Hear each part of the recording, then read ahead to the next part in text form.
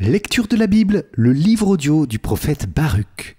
Bonjour chers amis, c'est Christophe. C'est une joie de vous retrouver sur Esprit Nouveau, la grande famille qui vous aide à méditer la parole de Dieu. Abonnez-vous dès maintenant et cliquez sur la cloche pour être sûr de recevoir les nouvelles prières et méditations de la Bible.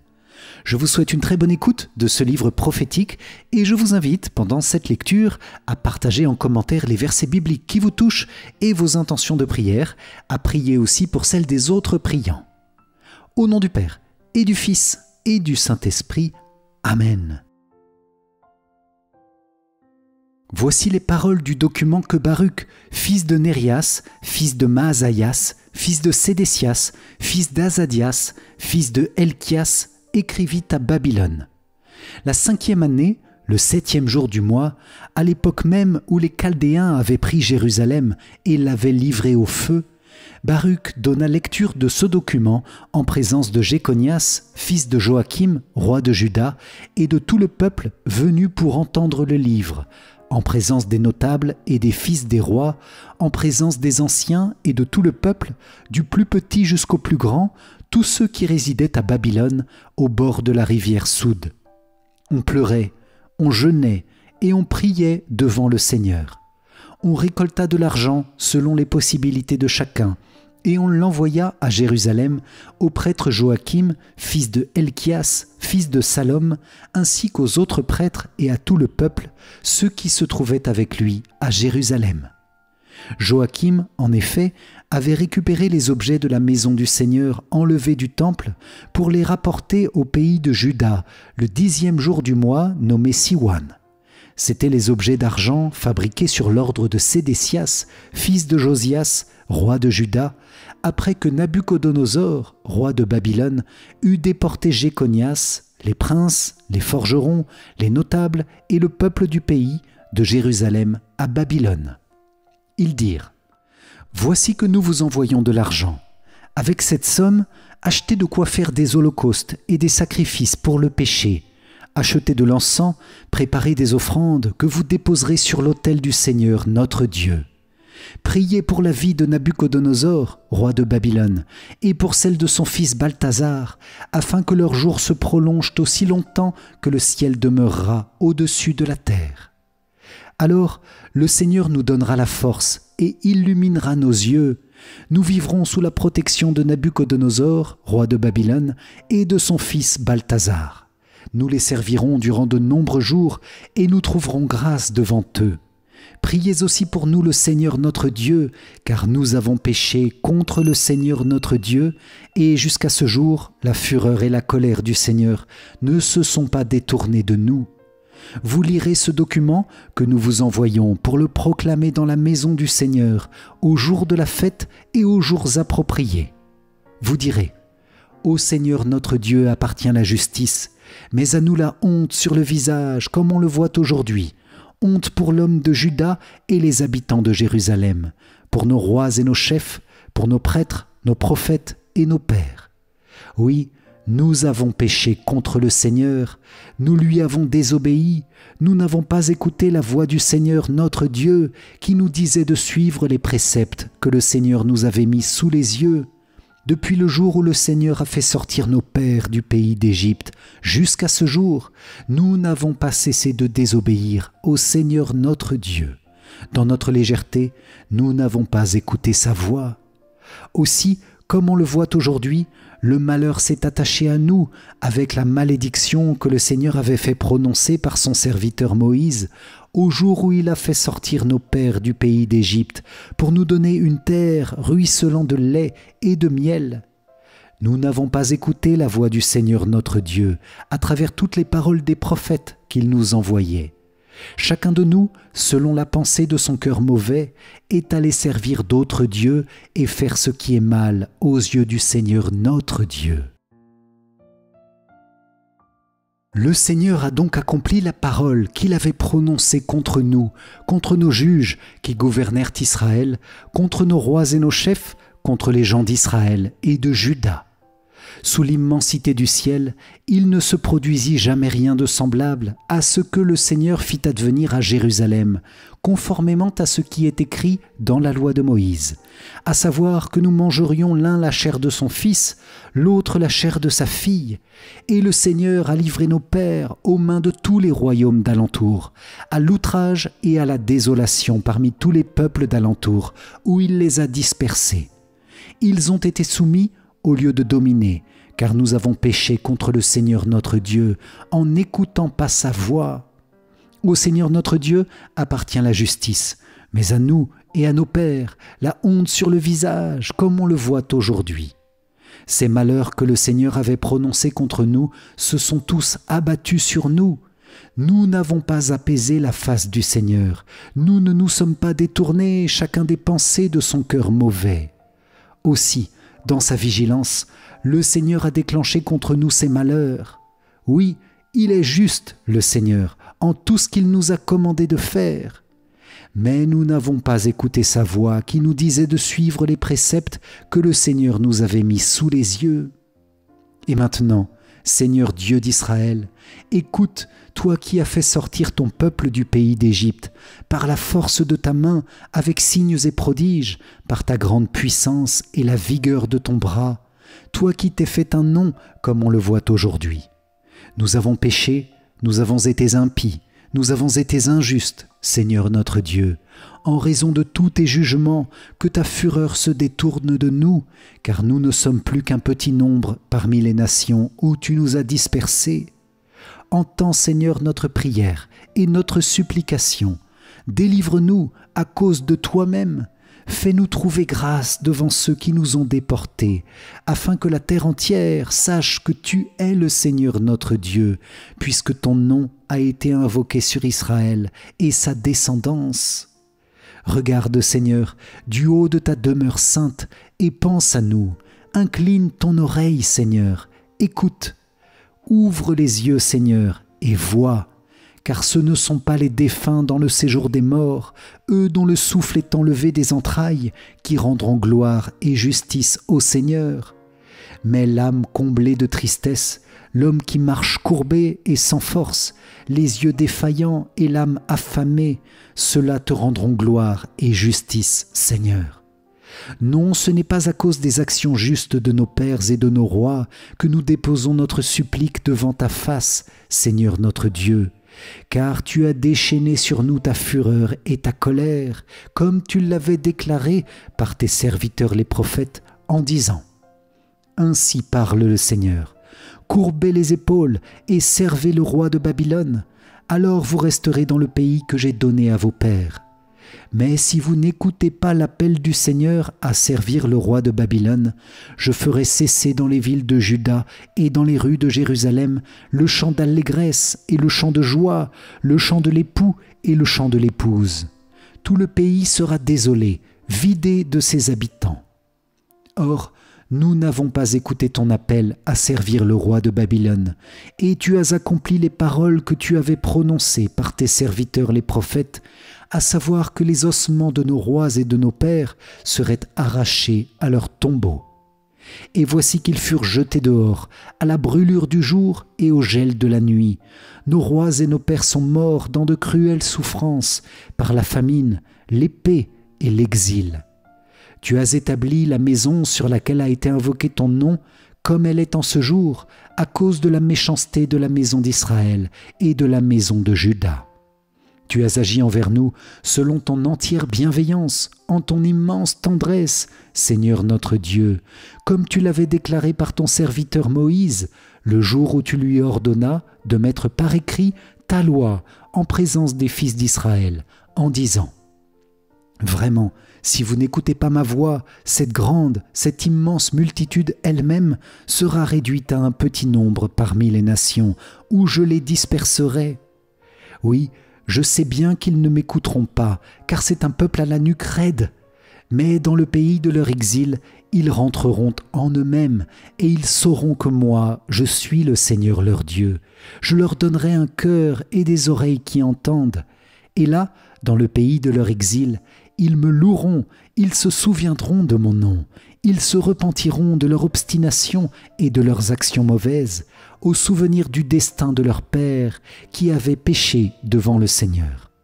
Alors je les ferai revenir dans le pays que j'ai promis par serment à leur père Abraham, Isaac et Jacob, et ils y seront maîtres. Je les multiplierai, ils ne diminueront plus. J'établirai pour eux une alliance éternelle. Je serai leur Dieu, et eux, ils seront mon peuple. Jamais plus je ne déplacerai mon peuple Israël loin du pays que je leur ai donné. Seigneur, souverain de l'univers, Dieu d'Israël, une âme angoissée, un esprit découragé crie vers toi. Écoute Seigneur et prends pitié, car nous avons péché contre toi. Toi, en effet, tu demeures à jamais. Nous sommes à jamais perdus. Seigneur, souverain de l'univers, Dieu d'Israël, écoute donc la prière des morts d'Israël, des fils de ceux qui ont péché contre toi, qui n'ont pas écouté la voix du Seigneur leur Dieu, de sorte que les malheurs se sont attachés à nous. Ne te souviens pas des injustices de nos pères, mais souviens-toi en cette heure de ta main et de ton nom. Car tu es le Seigneur notre Dieu, et nous voulons te louer, Seigneur. Oui, c'est pour cela que tu as mis ta crainte en notre cœur, pour que nous invoquions ton nom.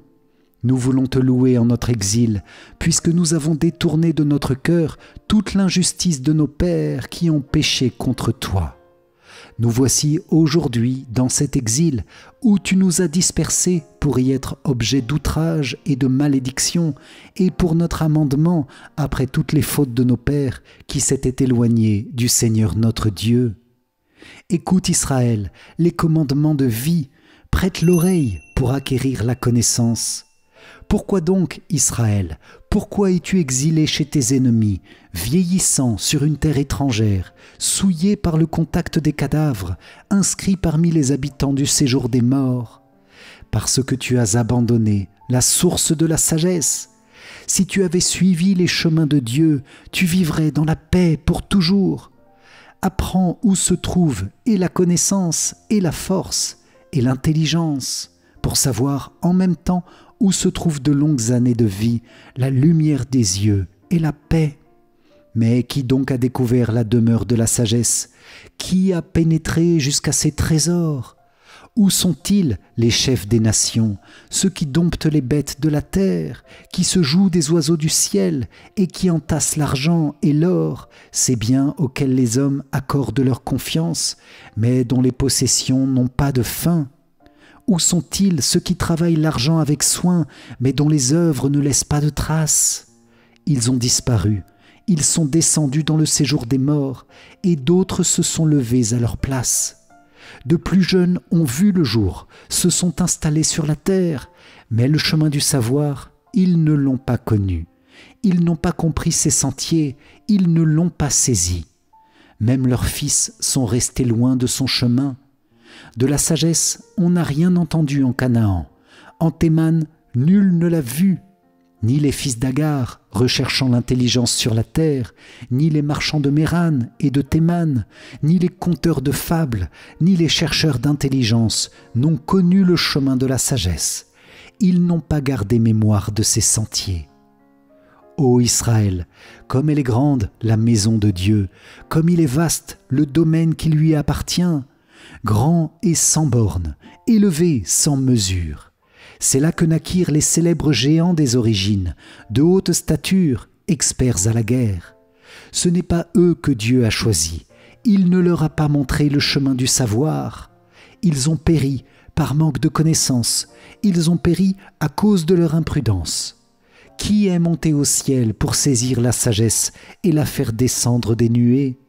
Qui a traversé la mer pour la trouver et la rapporter au prix d'un or très fin? Nul ne connaît son chemin, nul n'examine son sentier, mais celui qui sait tout en connaît le chemin. Il l'a découvert par son intelligence. Il a pour toujours aménagé la terre et l'a peuplée de troupeaux. Il lance la lumière et elle prend sa course. Il la rappelle et elle obéit en tremblant. Les étoiles brillent, joyeuses, à leur poste de veille. Il les appelle et elles répondent « Nous voici ». elles brillent avec joie pour celui qui les a faites. C'est lui qui est notre Dieu, aucun autre ne lui est comparable. Il a découvert les chemins du savoir et il les a confiés à Jacob, son serviteur, à Israël, son bien-aimé. Ainsi, la sagesse est apparue sur la terre, elle a vécu parmi les hommes. Elle est le livre des préceptes de Dieu, la loi qui demeure éternellement. Tous ceux qui l'observent vivront, ceux qui l'abandonnent mourront. Reviens Jacob, saisis-la de nouveau, à sa lumière, marche vers la splendeur. Ne laisse pas ta gloire à un autre, tes privilèges à un peuple étranger. Heureux sommes-nous, Israël, car ce qui plaît à Dieu, nous le connaissons. Courage mon peuple, toi qui es la part d'Israël réservée à Dieu. Vous avez été vendus aux nations païennes, mais ce n'était pas pour votre anéantissement. Vous avez excité la colère de Dieu, c'est pour cela que vous avez été livrés à vos adversaires. Car vous avez irrité votre Créateur en offrant des sacrifices aux démons et non à Dieu. Vous avez oublié le Dieu éternel, lui qui vous a nourri.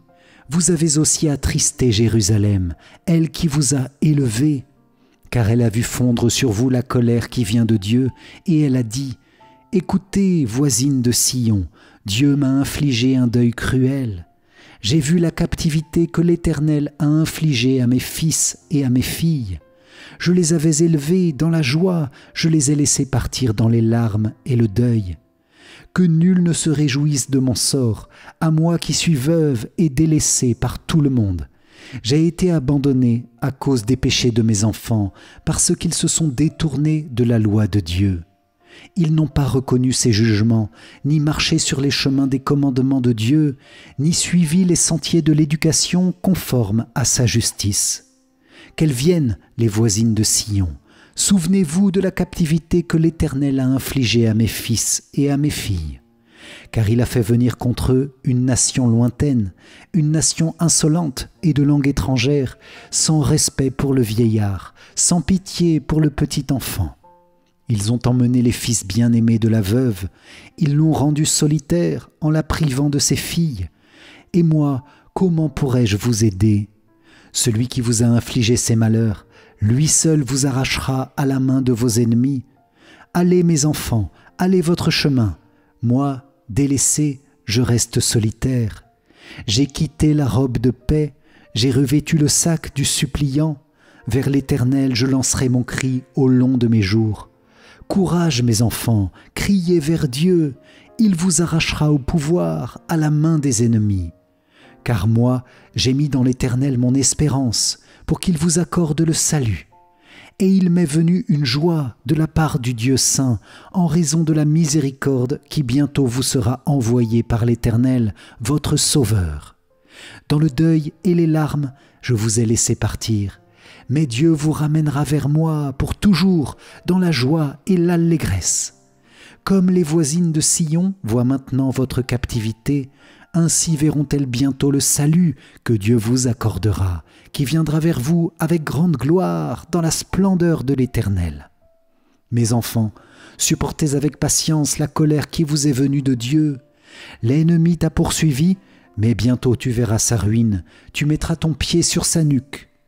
Mes tendres enfants ont marché par de rudes chemins. Ils ont été enlevés comme un troupeau, emportés par l'ennemi. Courage, mes enfants, criez vers Dieu. Celui qui vous a infligé l'épreuve se souviendra de vous. Votre pensée vous a égaré loin de Dieu. Une fois converti, mettez 10 fois plus d'ardeur à le chercher. Celui qui a fait venir sur vous ces calamités fera venir sur vous la joie éternelle en assurant votre salut. Courage, Jérusalem, il te consolera, celui qui t'a donné un nom. Malheur à ceux qui t'ont maltraité et se sont réjouis de ta chute. Malheur aux villes dont tes enfants furent esclaves. Malheur à celle qui reçut tes fils. Comme elle s'était réjouie de ta chute et avait pris plaisir à ton effondrement, ainsi sera-t-elle attristée par sa propre dévastation. Je lui ôterai sa fierté de ville populeuse, je changerai son insolence en deuil. Un feu lui surviendra de la part de l'Éternel pour de longs jours. Elle sera la demeure des démons pour plus longtemps encore. Regarde vers l'Orient, Jérusalem, et vois l'allégresse qui te vient de Dieu. Voici, ils reviennent, les fils que tu laissas partir. Ils reviennent, rassemblés du levant au couchant, par la parole du Dieu saint. Ils se réjouissent de la gloire de Dieu. Jérusalem, quitte ta robe de tristesse et de misère, et revêt la parure de la gloire de Dieu pour toujours. Enveloppe-toi dans le manteau de la justice de Dieu, mets sur ta tête le diadème de la gloire de l'Éternel. Dieu va déployer ta splendeur partout sous le ciel, car Dieu pour toujours te donnera ses noms, paix de la justice et gloire de la piété envers Dieu. Debout, Jérusalem, tiens-toi sur la hauteur et regarde vers l'Orient. Vois tes enfants rassemblés du couchant au levant par la parole du Dieu saint. Ils se réjouissent parce que Dieu se souvient. Tu les avais vus partir à pied, emmenés par les ennemis, et Dieu te les ramène, portés en triomphe, comme sur un trône royal. Car Dieu a décidé que les hautes montagnes et les collines éternelles seraient abaissées, et que les vallées seraient comblées. Ainsi la terre sera aplanie, afin qu'Israël chemine en sécurité dans la gloire de Dieu. Sur l'ordre de Dieu, les forêts et les arbres odoriférants donneront à Israël leur ombrage, car Dieu conduira Israël dans la joie, à la lumière de sa gloire, avec sa miséricorde et sa justice. Acclamons la parole de Dieu, louange à toi, Seigneur Jésus.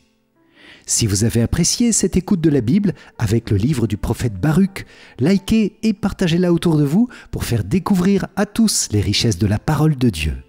N'hésitez pas à revenir sur ce livre pour continuer à le méditer.